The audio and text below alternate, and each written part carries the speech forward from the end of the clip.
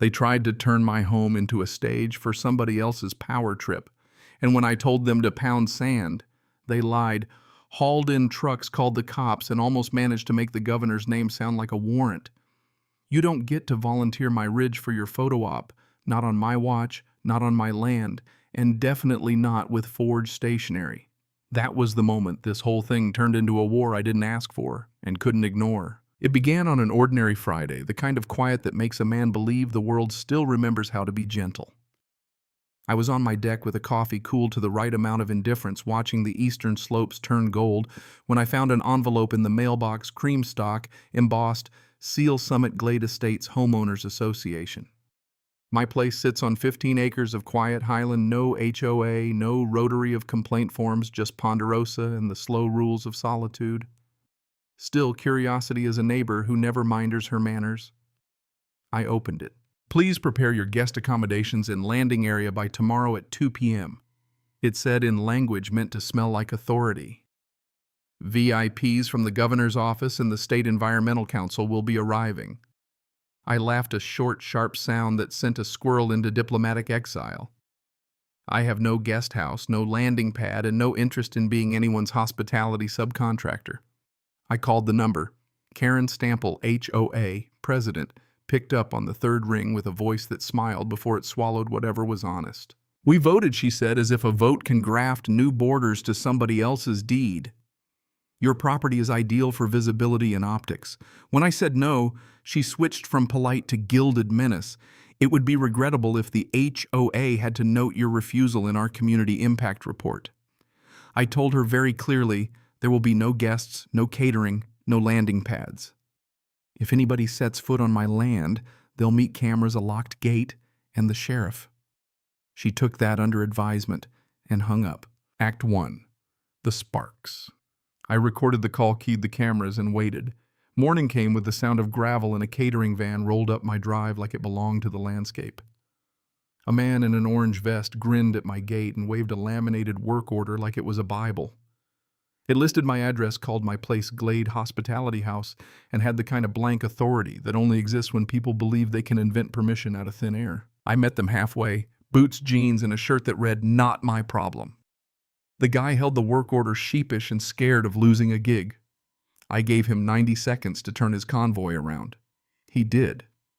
For a moment I thought it was done a dumb mistake, shrugged off with the dust of retreat. It wasn't. At 10, Karen arrived in a matte gray Audi, clutching a thick cream document stamped Community Rights and Access, Memorandum 1992. She pushed it through the gate with that practiced, dramatic flourish. The clause she quoted was vague enough to paper over a lot of audacity. The signatures were printed, the seal ornamental. I tore the thing up between us. She left flouncing like a woman who'd been taught theatrics before ethics. Still that afternoon, the sheriff's car came a courtesy visit, Maroro said, like he was offering a plate of polite pressure. Sergeant Bill Maroro was the local muscle who wore hometown familiarity like armor. He suggested, not formally asked, suggested that it would be neighborly to let a few staffers freshen up. That's coercion in gentleman's clothing. I filed reports, saved footage, and called Julia my attorney, because when people try to recruit law enforcement as props, you don't debate, you document. Act 2. The counterpunch. I didn't know we were about to find out how many ways a small community can manufacture a version of reality until one of their reconnaissance loops included a prowler at 3:51 a.m., caught on infrared trying the Southgate latch. The prowler wore a Summit Glade badge. We sent that clip to Julia, and she sent back a planned cease and desist complaint to the DA and most deliciously Patience. Let them dig, she said. The bigger the hole, the cleaner the victory. I uploaded the footage of trucks, forged documents, and the courtesy visit to the internet with a short title. They tried to seize my home for the governor's visit. I said no. The video exploded, tens of thousands of views, turned into hundreds of thousands, then a million. People posted HOA horror stories like it was a confessional for suburban abuse. A Chronicle reporter reached out. Then an anonymous Google Drive link landed in my inbox with the subject, "You should see this." Inside were emails and Slack logs that read like theater notes for a slow land grab. Karen, if we can get Torrin on board this one time, he's stuck.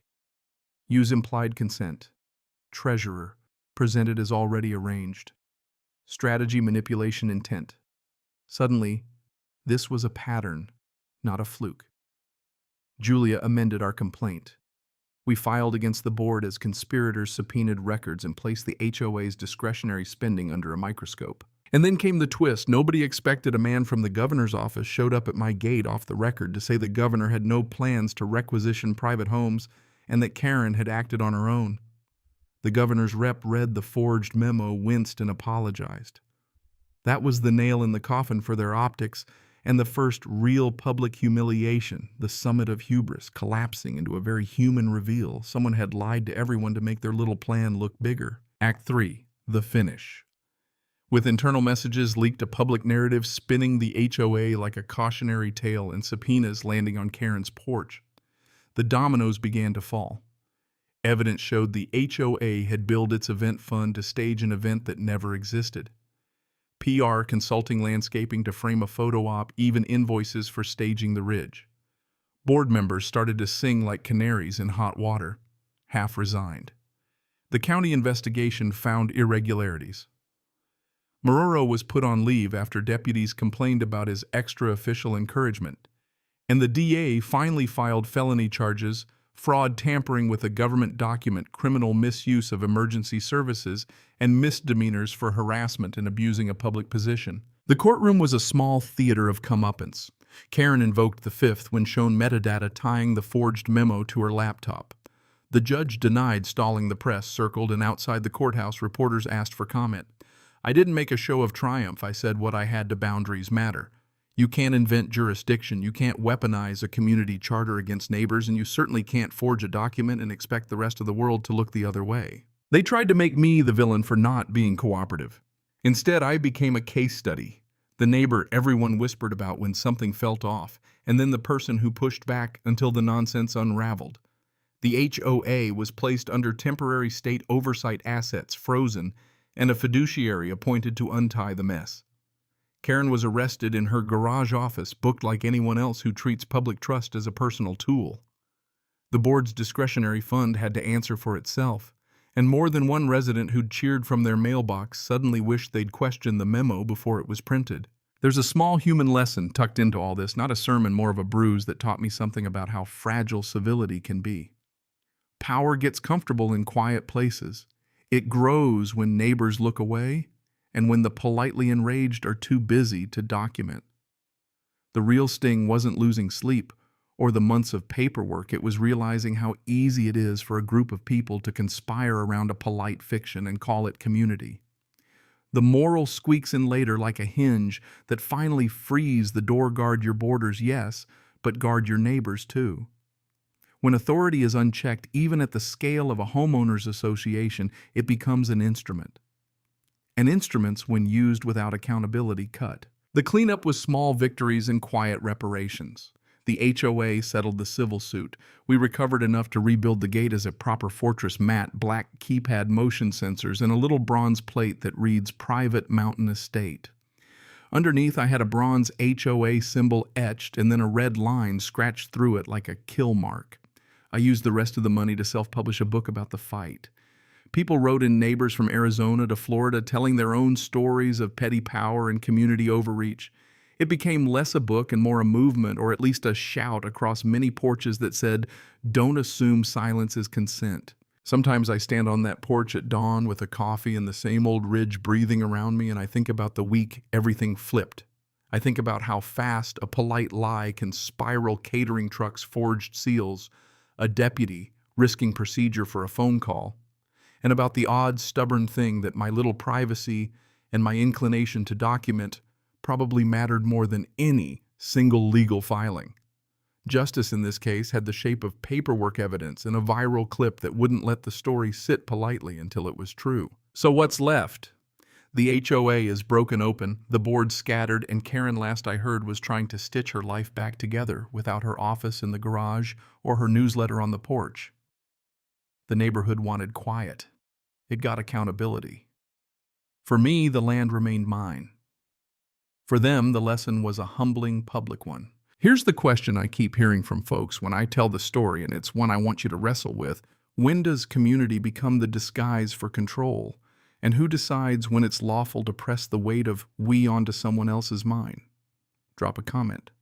Tell me what you think is worse, bullying with the club of law or the slow, polite theft of rights under the guise of civic duty. If you've ever had a run-in with an HOA, public official, or anyone who mistook their opinion for authority, share it below. I want to hear how you stood your ground. Cảm ơn các bạn đã xem video. Cảm ơn các bạn đã xem video.